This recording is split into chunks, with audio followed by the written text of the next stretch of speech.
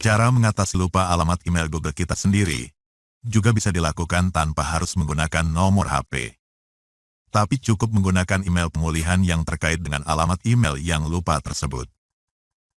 Tapi jika sebelumnya email Google tersebut belum pernah kita tambahkan email pemulihannya, maka cara ini tidak bisa kita lakukan.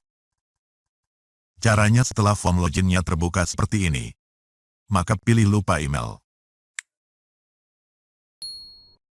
Kemudian masukkan alamat email pemulihannya.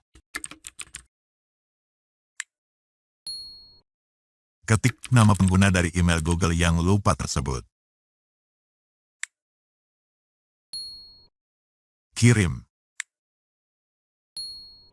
Kemudian login dulu ke email pemulihannya.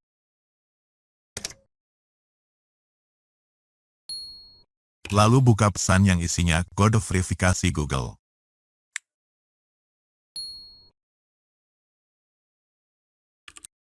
Copy kodenya,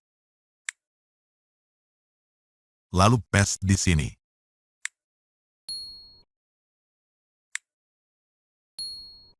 Nah, inilah beberapa alamat email account Google yang terkait dengan email pemulihan tersebut.